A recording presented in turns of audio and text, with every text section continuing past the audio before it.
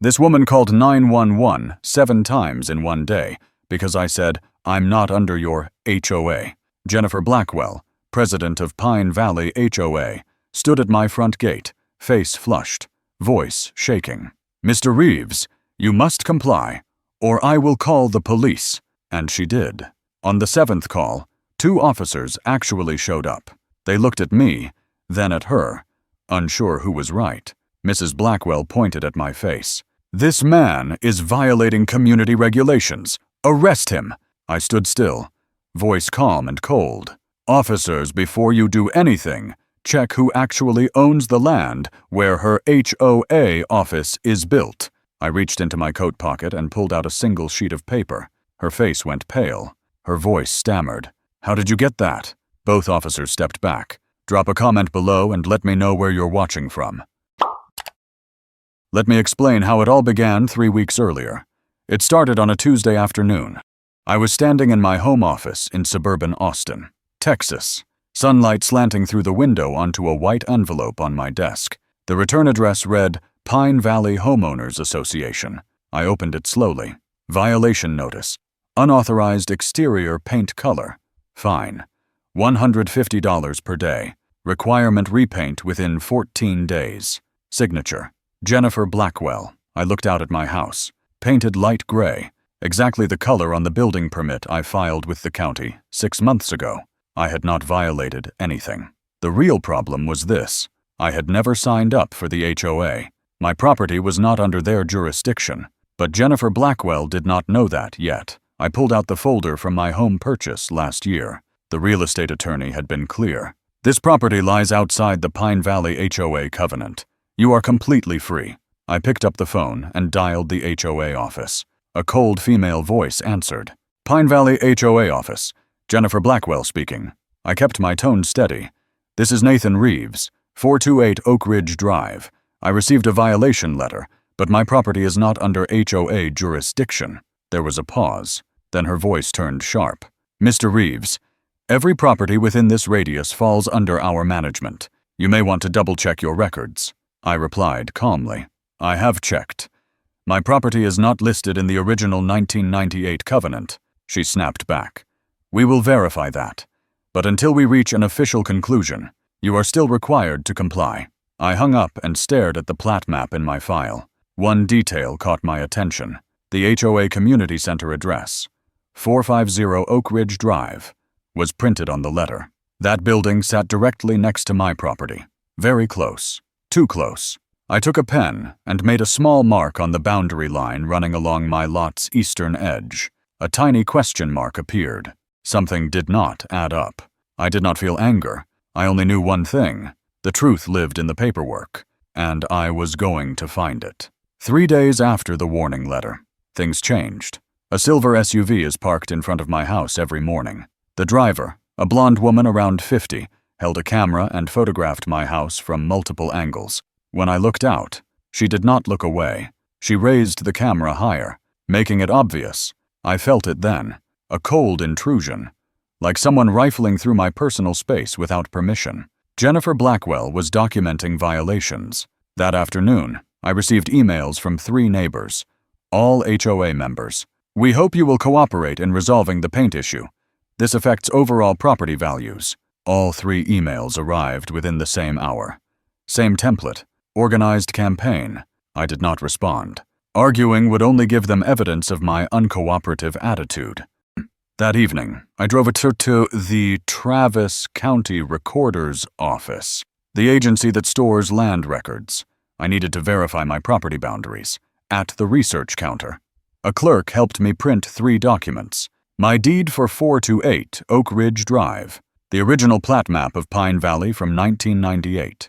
My property survey report. I spread them across the table under fluorescent lights, using a ruler to compare coordinates.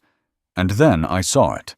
The eastern boundary of my property was clearly described, beginning at an iron rod, thence east 240 feet to the property line. According to the map, the boundary extended straight through the HOA Community Center. The office where Jennifer Blackwell sat drafting fine letters was built on land that legally belonged to me. I took photos of every document. I did not feel excited, only the stillness of someone who had just found the key. I drove home in the dark, headlights illuminating the stack of files on the passenger seat. A small sticky note on top read, 450 Oak Ridge equals my land. Tomorrow I will hire a professional surveyor. Tomorrow I will call a lawyer. Tomorrow I would start building the case that would shut down everything Jennifer Blackwell thought she controlled. Because the truth does not care about authority. It only cares about evidence, and I had just found mine. The morning after I discovered the boundary issue, I called Miller and Associates, a professional surveying company with a solid reputation in Austin. I needed an independent survey with legal weight to confirm what I had found. 2 days later, a white truck pulled into my driveway at 8:30 a.m. A man in his early 60s stepped out carrying a hard case and a tripod. His name was Tom Bradford, and he had been doing this for 30 years. He set up his equipment in the front yard, a total station with GPS accuracy down to the centimeter. He moved methodically, checking old iron rods buried decades ago, cross-referencing them with the deed I had given him.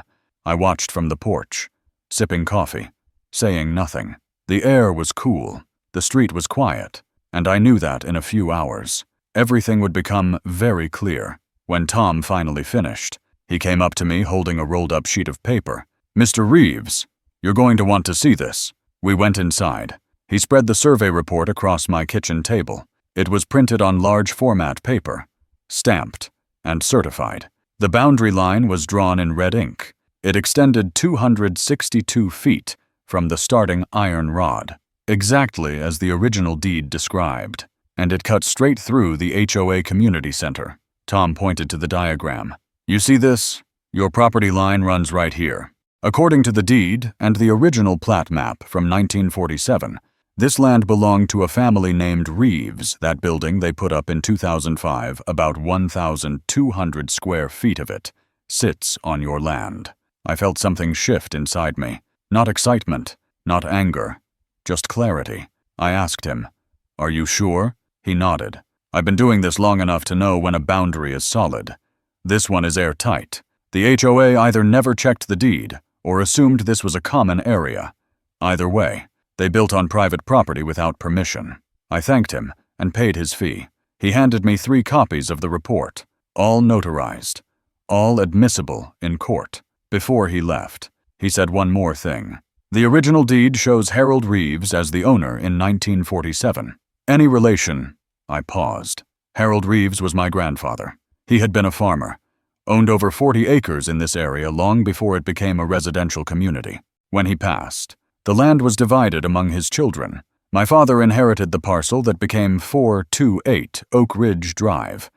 I inherited it from him last year, but clearly, when Pine Valley HOA was established in 1998 and built their community center in 2005, no one bothered to check the chain of title. They assumed the empty lot was theirs. It never was. I sat at the kitchen table for a long time, staring at the red line on the survey. Jennifer Blackwell had been running this HOA for 8 years, fining people, enforcing rules, wielding power, and the entire time, her headquarters sat on land she did not own. I picked up the phone and called James Whitman, the real estate attorney who helped me buy the house last year. I explained the situation calmly, the violation letter, the survey, the boundary overlap. When I finished, there was a long silence. Then he spoke, his voice careful but serious. "Nathan, you're holding an incredibly strong legal weapon. The HOA has been trespassing on your property for 20 years. You have the right to demand they remove the structure, sue for back rent, or issue a formal trespass notice barring them from accessing your land. I'd recommend the third option. It's clean, legal, and very effective." I asked what that would look like. He explained. "You send them a certified letter notifying them of the trespass. If they refuse to acknowledge it or continue using the property, you file for an injunction. The court can legally bar them from entering that section of land, which means they lose access to their own office." I let that sink in. I did not want to destroy the building or bankrupt the HOA. That would hurt 200 families who had nothing to do with this. But I did want Jennifer Blackwell to understand something. No one had the right to threaten me on my own land. James said he would draft the formal notice. It would take 2 days. In the meantime, I should prepare for pushback. She's not going to take this well. She'll probably threaten to countersue, claim harassment, maybe even call the police again. I said I understood. He laughed dryly. Then you know what's coming. Just stay calm. Let the documents do the talking. I hung up and walked to the window. The silver SUV was back. Same woman. Same camera. Still documenting. But now I felt something different. Not anxiety. A kind of cold awareness. I was being watched. Catalogued. Turned into evidence for their narrative. I pulled out my phone and took a picture of the car, license plate visible, and saved it in a folder labeled Evidence of Harassment. Then I sat back down and began organizing everything I had. Chain of title spanning 3 generations. Survey reports with certified stamps. HOA documents proving my property was never included in their covenant. Building permits with no landowner signature. Every document is scanned, time-stamped, backed up digitally, and stored in hard copy. I worked for hours. No music, no distractions, just the sound of paper and the hum of the printer. 2 days later, James emailed me the draft of the formal notice. I read it 3 times. It was perfect, clear, legal, unemotional. I printed it on letterhead, signed it, had it notarized at the bank, and sent it via certified mail to the Pine Valley HOA board and to Jennifer Blackwell personally. The letter stated that 428 Oak Ridge Drive was not, and had never been, subject to HOA authority. It stated that approximately 1,200 square feet of the community center was unlawfully built on my private property. It demanded immediate cessation of all violation notices, written acknowledgement that my property was outside HOA jurisdiction, and removal of all structures from my land or negotiation of a formal lease agreement within 30 days. Failure to comply would result in legal action, including a formal trespass notice and court injunction. I mailed it on a Thursday morning. By Friday afternoon, my phone rang. Unknown number. I answered. A cold, controlled voice came through. "Mr. Reeves, this is Jennifer Blackwell. I received your letter. We are holding an emergency board meeting tonight at 7 p.m. at the community center. You should be there to resolve this before it escalates unnecessarily." I kept my voice level. "I'll be there. With my attorney." She hung up without another word. I looked at the clock. It was 3 p.m. 4 hours until the meeting. 4 hours until I walked into that building, stood on my own land, and made Jennifer Blackwell face the truth she had been ignoring for 20 years. I sat down at the kitchen table one more time. The survey was still there, the red line cutting through the heart of her authority. I folded it carefully, slid it into my briefcase, and waited. I arrived at the HOA Community Center at 6:50 p.m. James Whitman pulled up beside me a minute later. We walked to the entrance together, neither of us speaking. Inside, the meeting room had a long U-shaped table. At the head sat Jennifer Blackwell, 52 years old, blonde hair cut short, wearing a gray suit. Her expression was controlled, but her eyes were sharp. Beside her sat 4 other board members, and around the room were about 20 residents who had come to witness. Jennifer did not invite me to sit. She stood up, her voice filling the room. "Mr. Reeves, you sent us a letter making baseless accusations and threatening our HOA. This is harassment. We've consulted our attorney, and we are prepared to countersue you for defamation." I set my briefcase on the table and opened it slowly. James stood beside me, calm and professional. I did not raise my voice. I simply said, "Mrs. Blackwell, I'm not threatening anyone. I'm informing you of the truth. And the truth is, you are standing on my land." She laughed, short and bitter. "Your land? That's absurd. This is HOA property. We have a covenant. We have building permits." I nodded. "You do, but your records don't go back far enough." I pulled out the survey report and unfolded it across the table, then laid the original deed from 1947 beside it. The red boundary line on the survey was unmistakable. I pointed. "This is a certified survey conducted 2 weeks ago. The eastern boundary of my property extends 200 to 62 feet from the original iron rod marker. That boundary runs directly through this room. This deed shows that the land was owned by Harold Reeves, my grandfather, long before Pine Valley HOA existed. You built this center in 2005 without checking the chain of title. You assumed this was a common area. It never was. The room went silent. Jennifer stared at the documents, her face losing color. One of the board members leaned forward. That can't be right. We had county approval.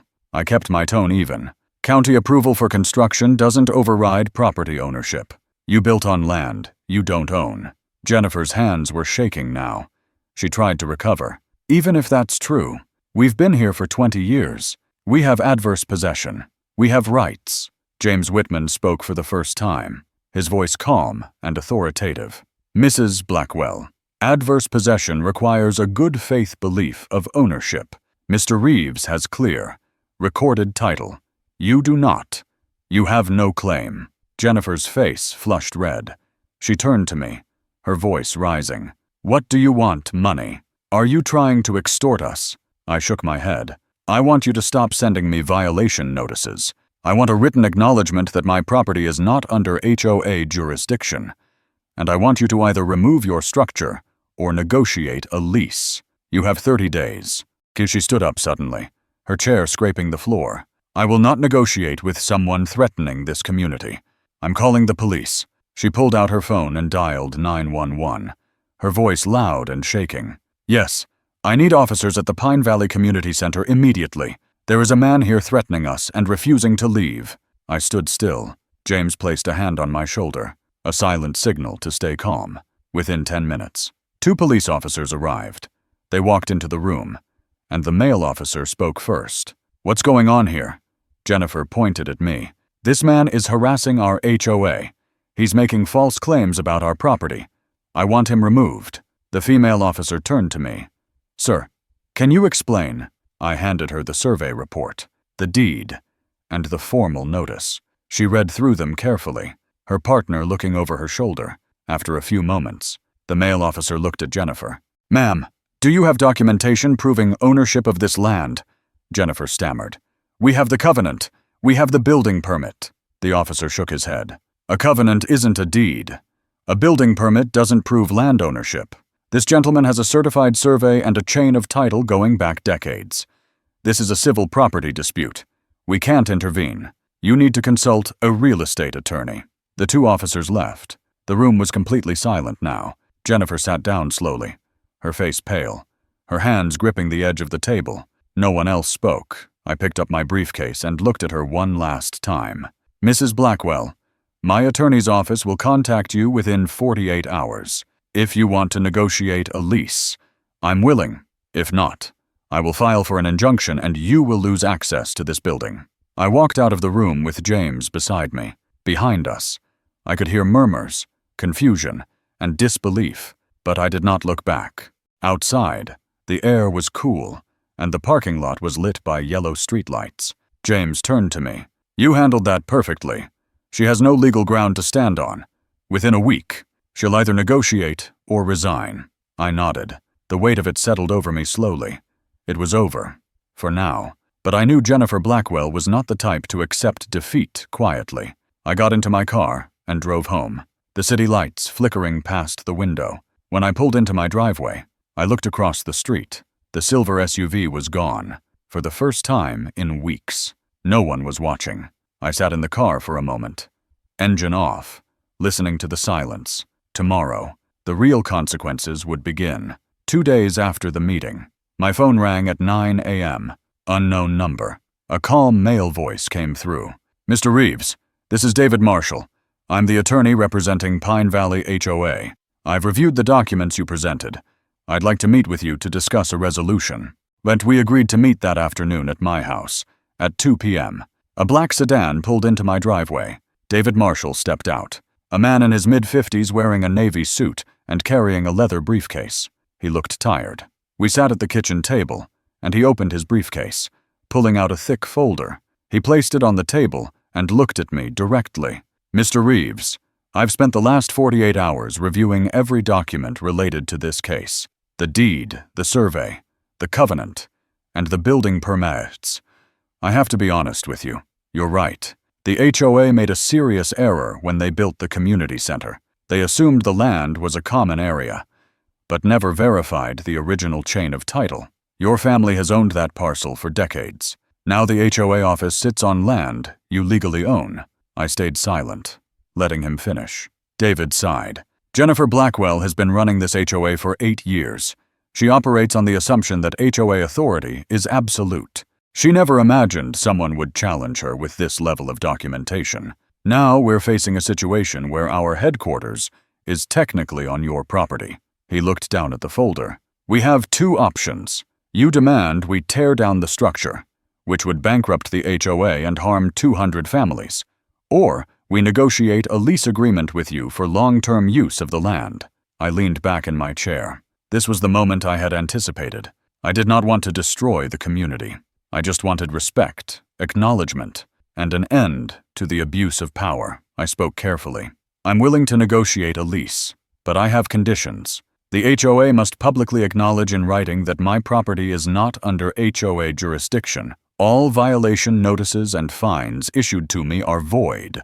Jennifer Blackwell must resign as president, and the HOA must reform its enforcement policies to include a proper appeals process, so other residents aren't subjected to arbitrary penalties. David nodded slowly. Those are reasonable terms. I'll present them to the board, but I need to warn you. Jennifer is not going to step down quietly. She sees this as a personal attack. I kept my voice steady. This isn't personal. This is legal. She overstepped her authority. She threatened me, harassed me, called the police on me 7 times in one day, all because I told her the truth. If she doesn't resign, I will file a lawsuit for harassment, trespassing, and abuse of authority, and I'll seek damages for emotional distress. David closed his folder. Understood. I'll speak with the board tonight. I believe they'll agree to your terms. Most of them are volunteers trying to maintain property values. They don't want a legal battle. He stood and extended his hand. Thank you for being reasonable. Mr. Reeves, a lot of people in your position would have gone for the throat. I shook his hand. I'm not interested in revenge, I'm interested in justice. When he left, and I watched his car pull out of the driveway. The afternoon sun cast long shadows across the lawn. I walked to the window and looked out at the street. It was quiet, peaceful. No silver SUV, no cameras, just silence. 3 days later, David Marshall called again. Mr. Reeves, the board has agreed to all your terms. We're drafting a 30-year lease agreement at a fair market rate determined through independent appraisal. The HOA will issue a public statement acknowledging that your property is not under our jurisdiction. All fines and violations are canceled, and Jennifer Blackwell has submitted her resignation. Effective immediately. Relief washed over me. Quiet. Clean. Final. Thank you, David. I appreciate your professionalism. He paused. For what it's worth, you did the right thing. Jennifer ran this place like a dictatorship. A lot of residents have been unfairly fined over the years. Your case has opened their eyes. The new board president is committed to transparency and fairness. I thanked him again and hung up. I sat at the kitchen table for a long time, staring at the survey report still sitting in its folder. The red line that had changed everything. That evening, I received an email from the HOA sent to all 200 households in Pine Valley. The subject line read, "Important update regarding HOA governance and property boundaries." It stated that after a thorough legal review, the board had determined my property was not subject to HOA authority, that the community center had been built partially on my land, and a lease agreement had been signed, that Jennifer Blackwell had resigned, and that a new president, Robert Chen, a retired engineer committed to transparent governance, had been elected. The email also outlined new policies, including an appeals process for violation notices and quarterly financial disclosures. I read it twice. It was everything I had asked for, in writing, sent to every household, public and permanent. I closed my laptop and walked outside. The evening air was cool. The neighborhood was quiet. Across the street, a family walked their dog. A few houses down, someone watered their lawn. Normal life, peaceful life. I thought about Jennifer Blackwell. I wondered if she understood now. Power built on assumptions collapses when someone demands proof. Authority without accountability is just control dressed in rules. I did not hate her. I simply refused to be silent. And that refusal, that quiet insistence on asking, "Where is the evidence?" had dismantled a structure she thought was unshakable. I looked down at my property line, the invisible boundary running beneath the grass, through the soil, all the way to the community center. It was just a line on a map, but it meant something larger. It meant that no title, no position, no loudness of voice could overwrite the truth when the truth was documented, verified, and calmly presented. The line had always been there. I had simply made it visible, and once visible, it could not be ignored. That was the power of evidence. That was the power of standing your ground without anger, without shouting, just with facts in hand, and the patience to let them speak. 2 weeks after Jennifer Blackwell resigned, I received a call from a woman named Emily Carter. She lived in a neighboring community called Willow Creek, about 15 minutes from Pine Valley. Her voice was hesitant, but determined. "Mr. Reeves, I read about what happened with your HOA. I'm facing a similar situation. My HOA is trying to fine me $10,000 because I planted a vegetable garden in my backyard. They say it violates aesthetic standards, but I believe they have no authority over my private property. Can you help me?" I walked her through the basics: how to check her deed, verify boundaries, and consult a real estate attorney. She thanked me repeatedly. Before she hung up, she said something that stayed with me. "You gave me hope. I thought I was powerless, but you proved that the truth is stronger than their threats." After that call, I started receiving messages from other residents. Some were from Pine Valley, people who had been fined unfairly by Jennifer and were now seeking refunds. Others were from different communities across Texas, people who had heard about my case and wanted advice. I did not charge anyone. I simply shared what I had learned: verify your rights, document everything, and refuse to be intimidated. One person standing up with evidence can force an entire system to respond. One afternoon, I was sitting on my porch when a car pulled up. A woman stepped out, mid-40s, wearing jeans and a t-shirt. She walked up to me and extended her hand. "Miss, Reeves, I'm Sarah Lynn. I live 3 streets over. I just wanted to thank you in person." I shook her hand. Confused, she smiled. "Jennifer Blackwell fined me $5,000 2 years ago because my mailbox was the wrong shade of black. I couldn't afford to fight it, so I paid. But after your case went public, the new board reviewed all her fines. They determined that over half were arbitrary and unjustified. They're issuing refunds. I'm getting my money back." Her eyes filled with tears. "That money was supposed to go toward my daughter's college fund. Jennifer took it because she could, and now, because of you, I'm getting it back." I did not know what to say. I had not thought about the ripple effect. I had just wanted to protect my own property. But in doing so, I had exposed a pattern of abuse that had affected dozens of people. A few days later, I received an email from Robert Chen, the new HOA president. He thanked me for my patience during the transition and informed me that the board had completed a full audit of Jennifer Blackwell's tenure. They had discovered she had issued over 300 violation notices in 8 years, collecting over $200,000 in fines, many for minor infractions that should have been warnings. The new board was implementing a full refund process and creating an independent review committee to oversee all future enforcement actions. Robert wrote, "Your case was a wake-up call for this community. We thought we were maintaining standards. In reality, we were enabling a dictatorship. Thank you for standing your ground." I replied simply, "Thank you for doing the right thing." That evening, I walked down to the community center. It was the first time I had been back since the meeting. The building looked the same, but everything about it felt different. There was a new sign out front: Pine Valley HOA, under new management, transparency, fairness, accountability. I stood at the edge of the property line, the invisible boundary that had started all of this. I thought about my grandfather, Harold Reeves, who had bought this land in 1947.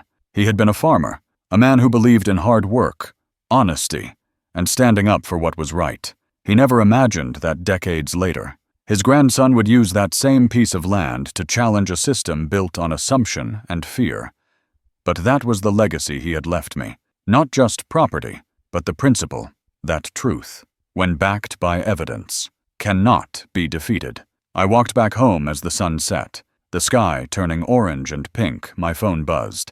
Another message from someone asking for advice about their HOA dispute. I smiled and opened it. The fight was not over. It would never be completely over. But now, people knew they had options. They knew they could verify their rights and stand up for themselves, and that knowledge was the most powerful weapon of all. When I got home, I sat at my kitchen table and looked at the survey report one last time. The document that had changed everything. The red line was still there, clear and undeniable. I folded it carefully and placed it in a frame on the wall, not as a trophy, but as a reminder that boundaries matter, that one person, armed with evidence and calm determination, can dismantle a system built on lies. I stood back and looked at the frame.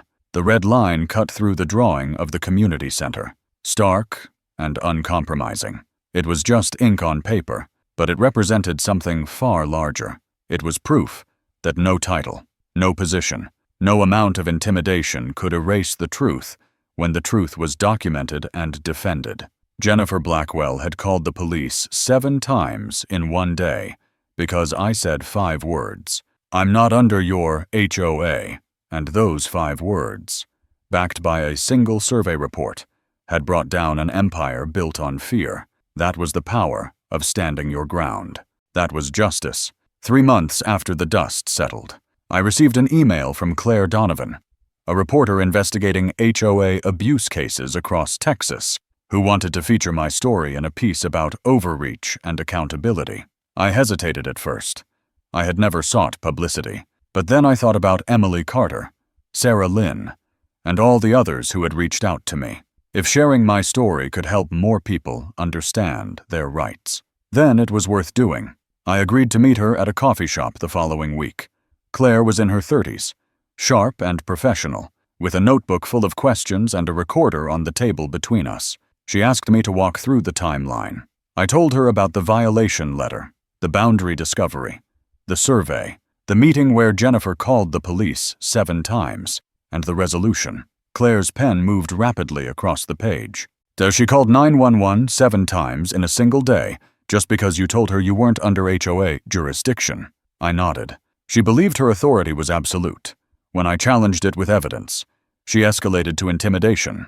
Claire leaned forward. "And the HOA office was built on your land for 20 years without permission."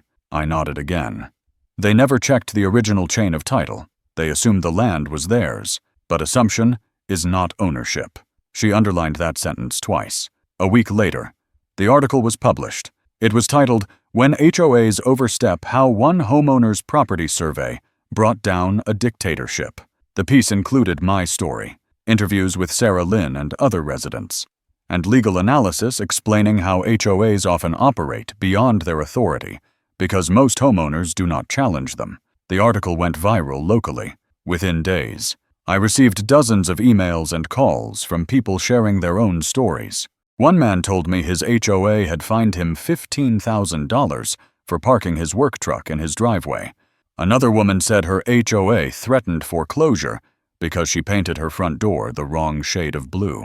The stories were endless, all carrying the same theme: power without accountability. Residents too intimidated to fight back, and a legal system that allowed it because most people did not know their rights. But the most significant call came from State Representative Michael Torres. He had read the article and wanted to meet. We met at his office in Austin 2 weeks later. Representative Torres was in his early 50s, a former attorney who had been working on HOA reform legislation for years. "Your case is exactly the kind of real-world example I need to push for stronger oversight," he said. "Right now, HOAs in Texas operate with almost no regulation. What happened to you is not isolated. It's happening all over the state." He asked if I would testify at a legislative hearing. I agreed. A month later, I stood before a committee in the Texas state capitol and told my story. I brought copies of my survey, my deed, the violation notices, and the refund records from Pine Valley. I explained how unchecked authority had cost residents over $200,000, and how a single property survey had dismantled an 8-year reign of intimidation. After I finished, Representative Torres presented a bill requiring annual independent audits for all HOAs in Texas. a clear appeals process for fines, boundary verification before enforcement actions, and penalties for boards that issued fines without a proper legal basis. The committee debated and voted to move the bill forward. I did not know if it would pass, but the conversation had started, and sometimes that is all it takes. One person speaking up, one story shared, one piece of evidence was presented. It creates a ripple that forces systems to change. As I left the Capitol that day, I felt something I had not felt in months: purpose. What had started as a fight to protect my property had become a fight for accountability and justice for everyone who had ever been bullied by a system built on fear instead of truth. That evening, I received a text from Sarah Lynn. "I just saw the news about the legislative hearing. You're changing the world. Mr. Reeves."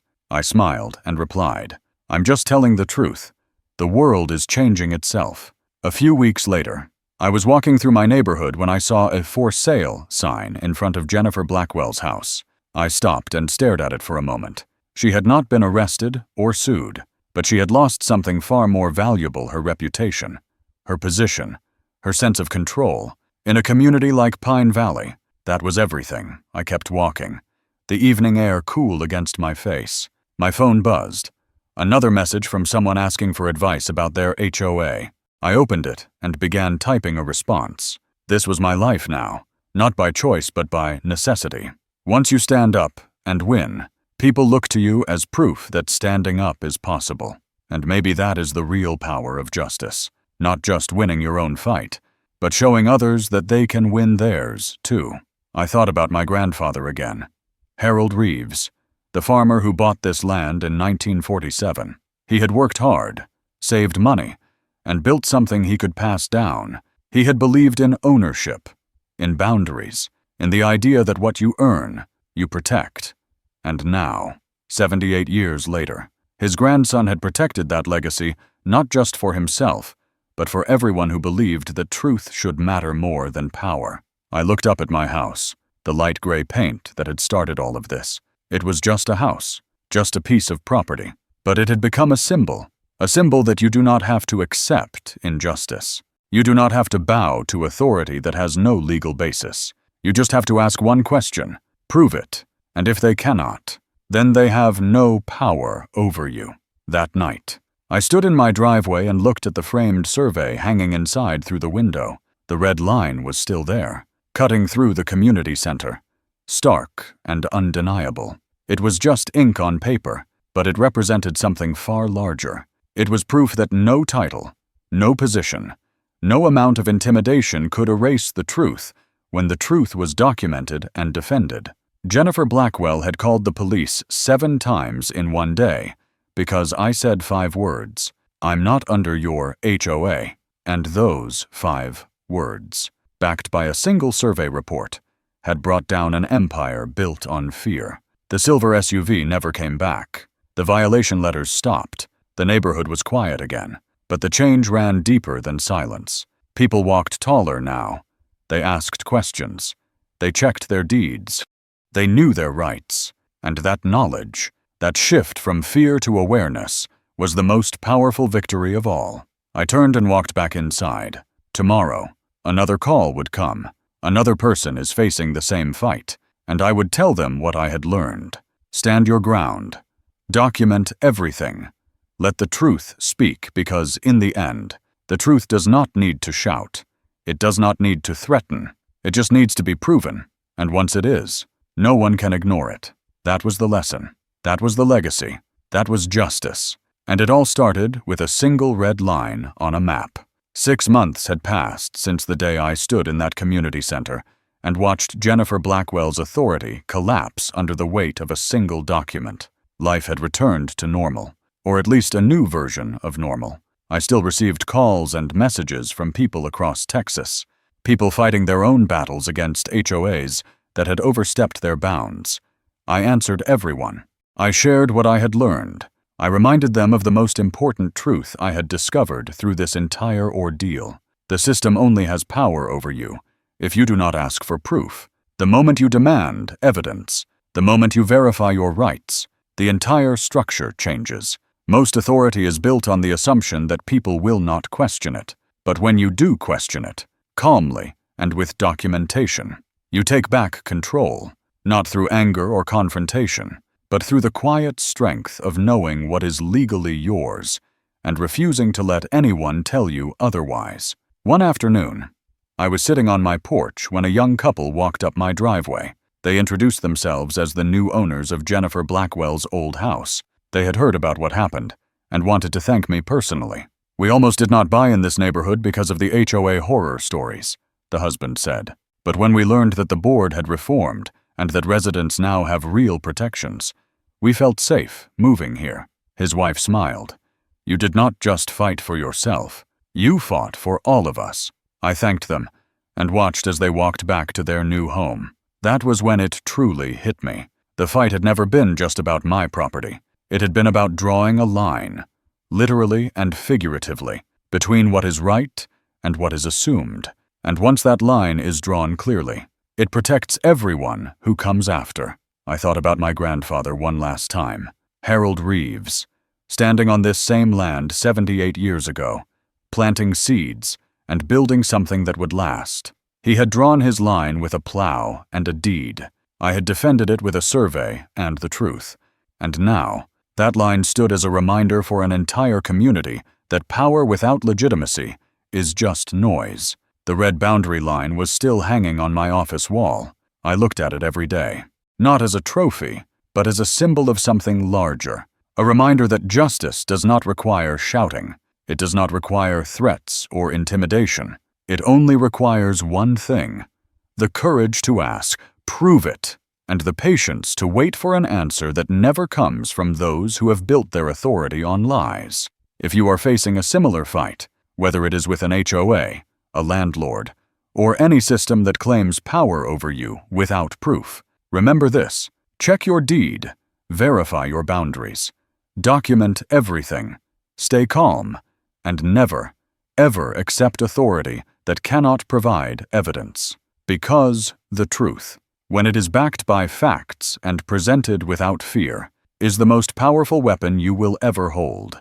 That is what this story was about. That is what every fight for justice is about: drawing the line and defending it, not with anger, but with evidence.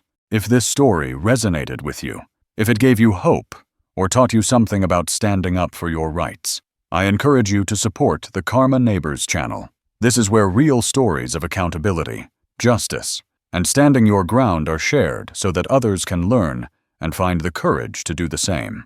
Subscribe, share these stories, and help build a community where the truth is valued over titles and evidence is valued over intimidation. Because when we stand together and refuse to accept injustice quietly, we do not just protect ourselves, we protect everyone who comes after us. That is the legacy worth leaving. That is the line worth defending. And it starts with one person saying, "Prove it. Thank you for watching. Now go draw your line."